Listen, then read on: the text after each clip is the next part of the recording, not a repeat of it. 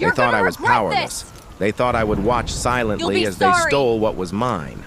An entire HOA moved onto my land, built 35 homes without permission, and laughed at my protests. But what they didn't know was that I held You people the have keys no to idea nature what you're itself. doing! This dam is going to burst! Behind my land lay an old dam, one that could unleash more power than any lawsuit or lawyer ever could. And when the day came, I opened it. The water rushed forward, and everything they had stolen was swallowed whole. This is the story of betrayal, greed, and a flood they never saw coming. The land they forgot was mine. The land stretched wide and silent, a forgotten corner of the county where the air smelled of pine and the river sang its quiet song along the edge of the valley. For years, it had been nothing but open fields, forests, and the steady flow of water that trickled down into the reservoir I had guarded with care. It was not just land, it was heritage. My family had owned it for generations, passing it down with pride, a reminder of the sweat and sacrifice of those who came before me. But time has a way of lulling people into carelessness. Where once there were boundary markers and signs, there was now only wilderness. The county had changed. People moved in from the city hungry for suburban dreams, craving manicured lawns and cookie-cutter homes where once there had been nothing but trees. And with them came the Homeowners Association, a machine of rules, arrogance, and entitlement. It started quietly. At first, trucks appeared at the far edge of my property, too distant for me to notice right away. A road was carved, earth scraped, away, and surveyors walked with clipboards as if they owned the place. The first concrete slab was poured before I even realized what was happening. They had mistaken, or perhaps ignored, the truth.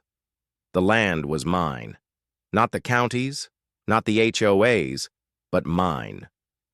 Every acre was tied to my name, and every drop of water in the dam at the top of the ridge answered only to me.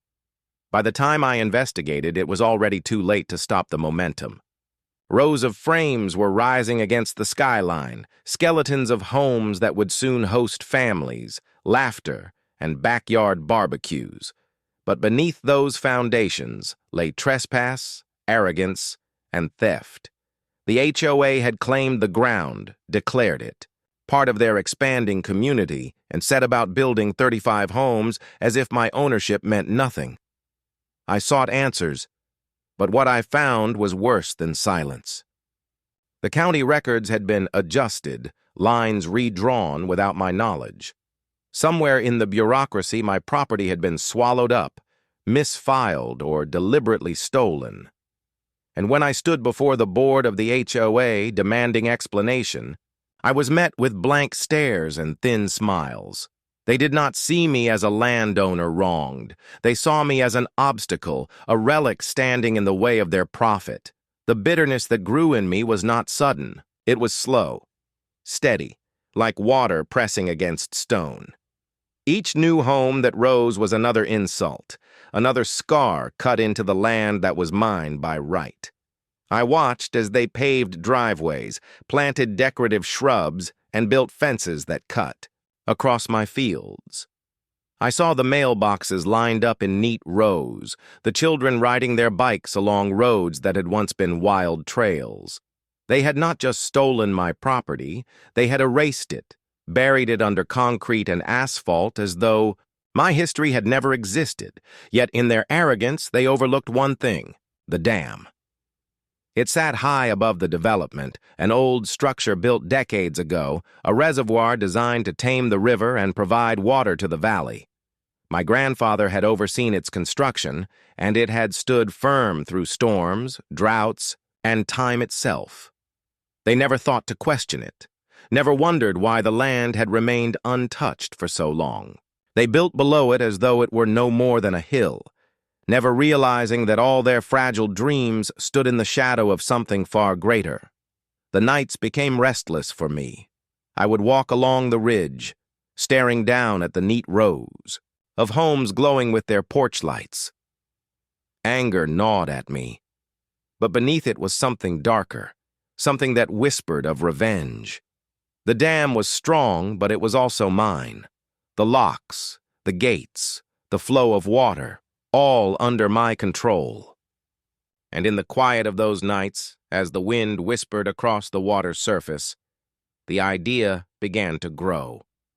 What if I let it go? At first, it was a fleeting thought, born of frustration and helplessness. But as the days stretched into weeks, and the HOA continued to build without pause, it grew into something heavier, something solid. They had ignored me, dismissed me, stolen from me. They thought the land was theirs now, that the power had shifted. But they did not understand what power truly meant. I began to watch the water differently. Each rainfall, each storm that filled. The reservoir became a tally in my mind. The pressure behind the dam was immense, a force waiting for release. And below, those 35 homes stood proud, their owners blissfully unaware that their safety depended not on their HOA, not on their bylaws, but on me. It was a dangerous thought, but it was also intoxicating. Justice, delivered not through courts or papers, but through nature itself. They had taken everything from me. Perhaps it was time to show them what it meant to steal from the land, to defy the one who held the floodgates. As I stood on the ridge one evening, watching the sunset cast long shadows across the valley, I felt the weight of destiny pressing against me. This was no longer just about property. It was about respect, about reclaiming what was mine, about reminding them that not everything could be bent to their will. The dam was waiting, and I was ready. Drowning in paper walls, the HOA did not stop. If anything, my objections seemed to fuel them. They built faster, prouder, louder, as if to prove that I had no say. Every morning brought new sounds, the sharp crack of hammers, the metallic whine of saws, the deep rumble of cement mixers turning gravel into permanence. 35 homes became more than numbers. They became monuments to defiance, each roof shingle and painted fence post a message carved into the earth. You no longer matter. I tried to fight them the way civilized men are supposed to fight, with paper, signatures, and the law.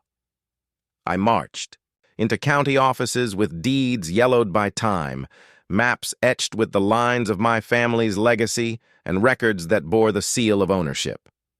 But in every office I was met with shrugs, delays, and polite refusals. It's complicated, they said. Boundaries shift.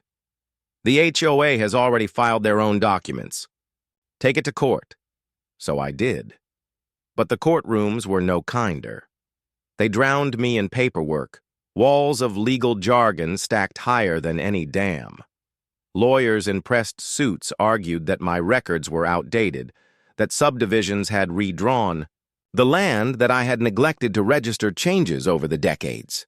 They spoke with confidence, as if the land itself would rather belong to them than to me. I stood there, one man against an army of legal machines, my voice breaking against the polished wood of the judge's bench, and each time the verdict tilted in their favor. I began to understand that this was no accident. This was design. Someone had pulled strings, shifted lines, erased my presence from the official record while I had trusted the silence of the land. The HOA was not simply a collection of homeowners seeking peace. They were opportunists, well-connected, and relentless. Where I saw trespass, they saw expansion. Where I saw history, they saw profit. The bitterness sank deeper. Every legal battle cost me money, drained from the same well of savings I had used to maintain the dam, to preserve the forests, to keep the land alive. With each loss, my frustration grew heavier, pressing on me like the waters I held back above. At night, when the courthouse doors were locked and the lawyers slept soundly in their comfortable homes, I would return to the reservoir and walk along the edge of the dam. There, in the solitude, the whispers of the water grew louder. The thought of release had once been fleeting. Now, it was constant. The dam was mine, not by paperwork, not by signatures, but by blood. My grandfather had built it. My father had maintained it, and I had stood guard over it. It was not just stone and mortar, it was legacy. And unlike the courts, unlike the officials, the dam did not lie. It did not care about redrawn maps or manipulated records. It obeyed only the one who held its keys. Still, I hesitated. There was weight in the decision, heavier than the water pressing against the gates. 35 homes meant families, lives, children playing on swings, people who had no hand in the theft, but would pay the price all the same. I wrestled with this thought, night after night, pacing the ridge as the moon carved its silver reflection into the reservoir. Was it justice, or was it destruction? Was I avenger or villain? But each morning, when I descended into the valley and saw the HOA officials striding through their manicured streets, their chins lifted in arrogance, their laughter echoing as if my presence were a joke, the answer came clearer. They had chosen this. They had ignored every warning, silenced every objection, crushed every plea. They had built their houses at the foot of the flood, never once considering that nature does not forgive arrogance. It was around this time that I began to plan in earnest. I studied the dam as though seeing it for the first time. I traced its cracks, measured its gates, timed the flow of water when the sluices were opened. I marked where the flood would travel first, how the valley sloped, how quickly the streets would drown. I imagined the surge sweeping through their cul-de-sacs, ripping away their fences, devouring their neatly painted homes in a tide of mud and debris. The thought terrified me. It thrilled me. I told myself that it would be a lesson, not just an act of vengeance, a reminder that land is not conquered by bylaws or property lines, that nature remembers, even when men forget. And above all, that the one who owns the flood holds more power than the one who writes the laws. The weather shifted that year. Rain fell heavier, storms lingered longer, and the reservoir swelled higher than it had in decades. Each downpour was a drumbeat, each rising inch of water a countdown. I began to wonder if fate itself was aligning with me, if the sky was conspiring to give me the chance I had been waiting for. One night, after weeks of relentless storms, I climbed the ridge and stood before the dam in the darkness. The water thundered behind it, straining at the gates, roaring like a beast begging to be freed. My hands trembled as I touched the locks, feeling the cold metal press against my skin. One turn, one pull, and it would all come crashing down. But I held back. Not yet. Revenge, I realized, must be precise. To open the flood too soon would wash away my chance at true justice. The HOA needed to feel safe, secure, untouchable. They needed to believe they had won, that I was defeated, that their empire stood unchallenged. Only then would the flood mean something. Only then would it speak louder than all the papers, courts, and lies combined. So I waited. The valley below glowed with porch lights and holiday decorations, families celebrating in homes built on stolen ground. The HOA meetings continued, their arrogance thicker than ever, their laughter carrying up to the ridge like taunts in the wind. And while they toasted their victories, I sharpened my silence. The water behind me was patient, and so was I. Whispers beneath the water. The valley had grown louder as the weeks passed. What was once a quiet corner of wilderness had transformed into a polished neighborhood, each house bursting with activity. Lawns were trimmed with military precision, cars gleamed in driveways, and the HOA patrolled its streets like kings over a conquered land. From my perch above, I watched it all unfold as though observing a play, each actor oblivious to the stage's fragile foundation. Yet beneath the surface, cracks were forming. Not in the homes, not in the streets, but in the very earth they had chosen to defy. The dam was old, but it was strong, stronger than the arrogance below. Still, years of storms had left marks, hairline fractures along the concrete, subtle shifts in the stone. I knew them all, cataloged each one like scars on an old friend. The HOA, however, never once glanced upward. Their eyes were fixed downward, on their lawns, their bylaws, their endless squabbles about fences and paint colors. They were blind to the giant that slept above them, a giant I alone had the power to wake. The rains came harder that season.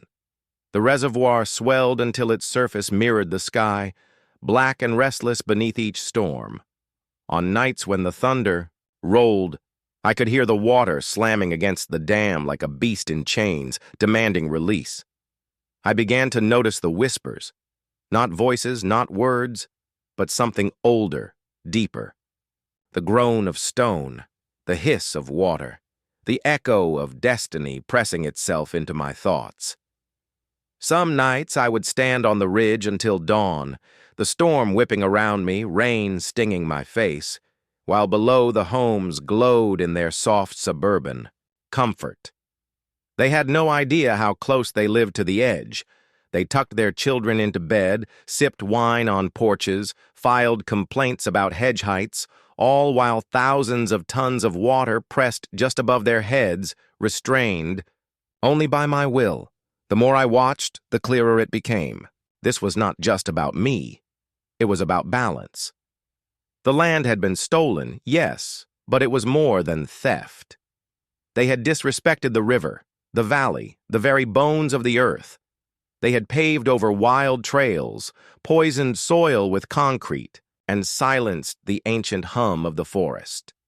They thought themselves safe because they had rules, contracts, and signatures. But none of those could save them from the truth of nature. Whispers became visions. I could see it clearly now.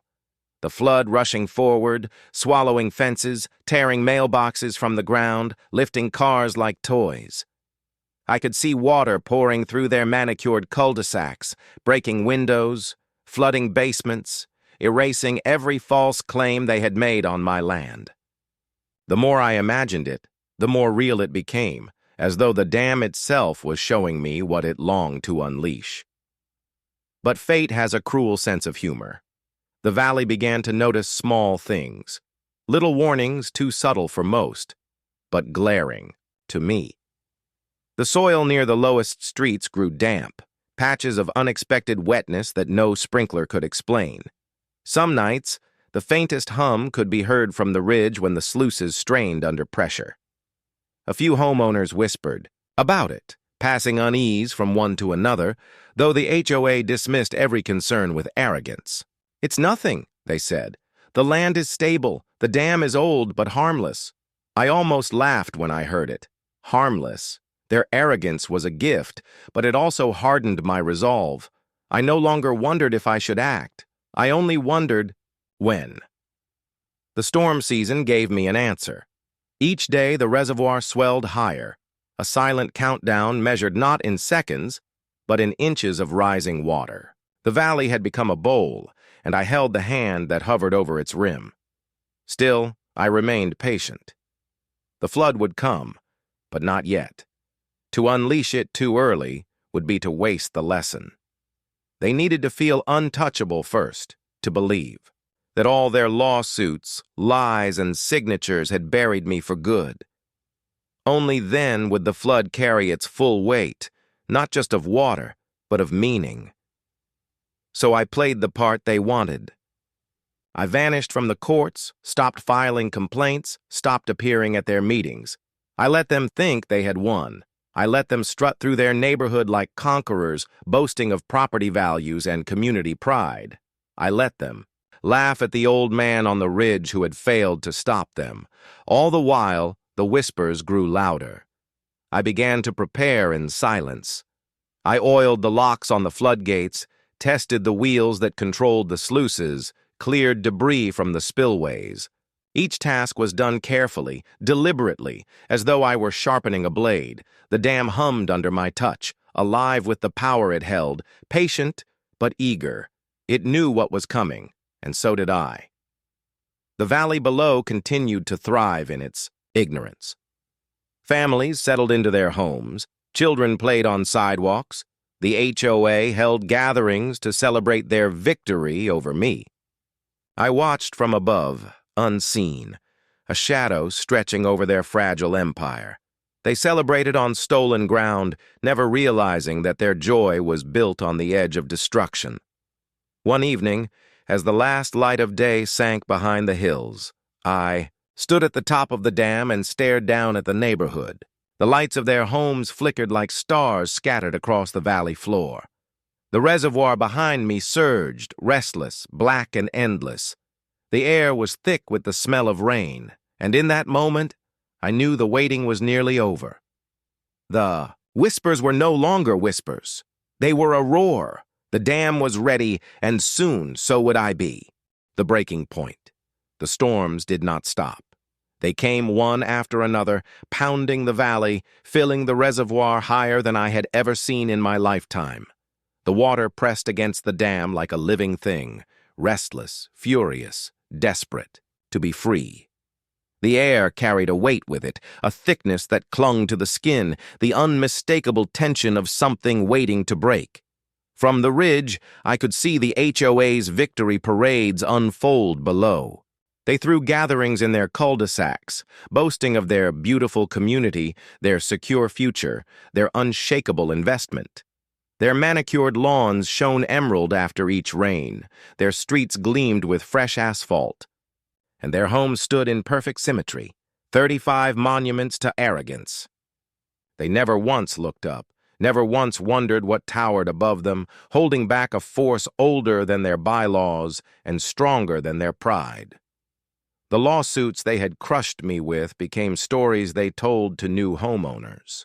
They laughed about the stubborn landowner who had tried to stop progress, the man they had defeated in court.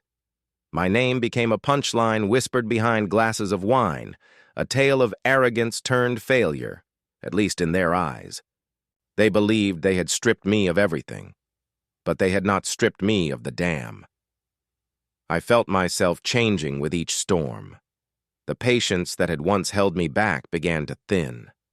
The whispers I had heard from the water grew into a roar, a call that echoed in my chest whenever I walked the ridge. It no longer felt like a choice. It felt like destiny. The valley gave me signs, too. Small, unremarkable to most, but unmistakable to me. Cracks in sidewalks near the lowest homes where the soil had shifted, damp patches spreading across basements, a faint hum, like distant thunder rising from the reservoir's restless body at night. The land itself seemed to know what was coming, preparing for the flood that had been delayed too long, and yet they ignored it. The HOA continued with their arrogance, tightening rules, handing out fines to residents for grass an inch too high, for fences a shade too bright. They ruled their kingdom of concrete with iron hands, blind to the greater hand hovering above them. When a few residents raised concerns about the dam after noticing unusual runoff, the board dismissed it with polished certainty. "It's old, but safe," they said. "There is no danger." I almost admired their confidence. Almost. The rains grew heavier. The reservoir surged. I found myself standing at the gates more often, my hands brushing the cold steel wheels that controlled the sluices. One turn, one push, and the roar behind the dam would become a tidal wave racing into the valley. I imagined it in vivid detail. The flood crashing through cul-de-sacs, lifting cars like driftwood, swallowing the neat rows of homes in mud and fury. The laughter of the HOA officials silenced in an instant, replaced with screams and chaos. Each vision came sharper, harder to resist. My nights became restless, my dreams filled with water rushing, tearing, cleansing. I woke with the sound of the flood still in my ears, my hands trembling with the need to act. It was on one of those nights, during the heaviest storm of the season, that I reached my breaking point. The sky split open with lightning, illuminating the valley in flashes of white. Thunder rolled across the hills like cannon fire. The reservoir behind me raged, its waves slamming against the dam, each strike shaking the stone beneath my feet. I stood at the floodgates, the key in my hand, the cold rain soaking me to the bone. The wheel loomed before me, waiting, eager. My heart pounded with the rhythm of the storm, the whispers of the water drowning out all reason. For a moment I hesitated. Faces flickered in my mind. Children laughing on bicycles, families gathered around dinner tables, lives built on stolen ground, but innocent nonetheless. To unleash the flood would be to punish them all. Was that justice? Or was that vengeance, twisted into something darker? But then I saw the faces of the HOA officials, their smug smiles, their mocking laughter, their arrogance as they erased me from my own land. I heard their voices again, belittling, dismissing, declaring victory, where none had been earned. My hesitation hardened into fury. The wheel was under my hands now. I gripped it, felt the rust beneath my fingers, the weight of generations pressing down. My grandfather had built this dam to protect the land. Perhaps it was fitting that I would use it to reclaim it. The storm screamed around me. The water roared, begging release. My breath came heavy, my body trembling not with fear, but with certainty. The decision was no longer mine to wrestle with. It had already been made the moment they poured concrete onto my soil, the moment they laughed in my face and rewrote history. This was not just a flood. This was justice. I braced myself, ready to turn the wheel, to unleash everything. And yet, just as my muscles tightened to move it, I stopped. Not out of doubt, but out of calculation. The storm was fierce, but the flood would be greater with time. The reservoir was not yet at its peak. To act now would be to release power. To wait would be to release devastation. So I withdrew my hands, my body shaking as if I had wrestled with the dam itself. I turned away, the storm raging at my back, the key still heavy in my palm. The flood would come, but not tonight. Tonight was a promise, a whisper of what was inevitable. The valley below slept in ignorance, their lights glowing warm against the storm. They had no idea how close the water had come to rushing down upon them. They had no idea that one man's hesitation had spared them, for now. But the dam did not forget, and neither did I. When the waters rose, the waiting was over. The reservoir had swollen far beyond its limits, each storm feeding it until the water pressed higher against the dam than I had ever witnessed. The air itself felt heavier, charged with a tension that even the valley could sense but refused to acknowledge. The streets below gleamed with fresh rain, the lawns soaked but still meticulously trimmed, the HOA clinging to its false sense of control. But nature was not theirs to command. That night, the storm returned fiercer than ever, lightning carved. The sky into jagged white veins, thunder cracked like artillery fire, and the wind tore through the ridge with a howl that carried the sound of destiny. I stood at the gates of the dam, the key in my hand, my body soaked in the unrelenting downpour. The reservoir behind me churned like an ocean, waves slamming into the stone, roaring, begging for release. The moment had come. I turned the wheel. At first, the sound was a groan, ancient stone and steel grinding against decades of rust. Then came the shift, the creak of locks giving way, the scream of metal under pressure, and finally, the roar. The water surged forward, a beast freed from its chains, thundering through the gates with a force that shook the earth beneath my feet. It was unstoppable. The flood rushed into the valley, tearing through the hillside with a fury no man could resist. Trees bent and snapped like twigs, rocks tumbled and shattered, the ground itself carved apart by the torrent. And then it struck the neighborhood. The first wave hit like a hammer, smashing fences and ripping gardens from their roots. Driveways vanished under the surge, cars lifted and carried away as though weightless. The pristine cul-de-sacs dissolved into rivers, water pouring into basements, shattering glass, flooding halls where families once felt safe. The homes stood no chance. One after another, they crumbled under the weight of the water. Walls buckled, roofs collapsed, entire structures lifted from their foundations and carried into the current. Everything the HOA had built on stolen ground was being erased in minutes, swallowed by the flood with a merciless finality. The screams began then. I heard them faintly through the storm. The cries of panic, of terror, of people who had believed, themselves untouchable. Porch lights flickered, headlights cut briefly through the chaos before being consumed. The neat order of the neighborhood dissolved into madness, a churning chaos of debris, water, and broken lives. And I stood above it, all watching. It was not joy I felt, nor sorrow. It was something deeper, something colder. Justice. The flood was not mine alone. It belonged to the land, to the river, to the generations who had guarded this place before me. The HOA had stolen what was never theirs to take, and now the land reclaimed it with the only language it knew: destruction. The water surged relentlessly, wave after wave, sweeping deeper into the valley. The 35 homes became fragments, swallowed whole, their presence erased as though they had never stood there. The laughter, the arrogance, the mockery, all silenced beneath the roar of the flood. The storm raged on, feeding the torrent, ensuring that nothing would remain untouched. By the time the worst had passed, the valley was no longer a neighborhood. It was a riverbed, carved raw, littered with shattered wood, twisted metal, and silence broken only by the relentless rush of water. From the ridge, I could see it all. The end of their empire, the end of their arrogance, the proof that paper walls and bylaws could not stand against nature's will. I felt the weight of generations in that moment, the presence of my grandfather and father beside me, their legacy preserved not by courtrooms but by the flood.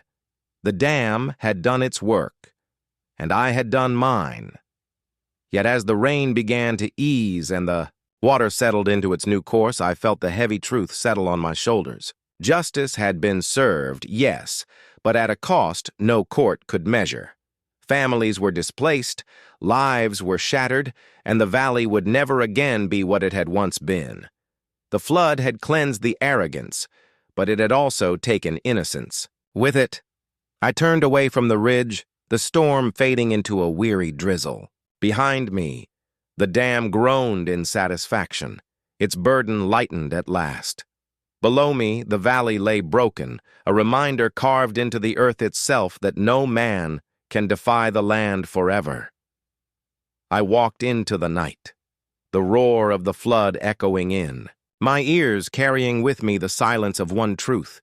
They had built their empire on stolen soil, and now it was gone. The aftermath of the flood. The valley was unrecognizable.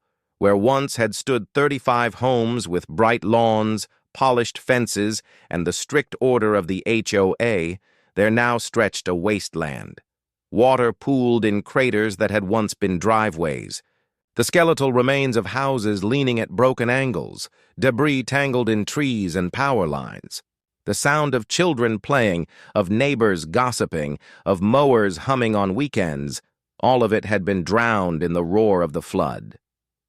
The morning after, silence ruled.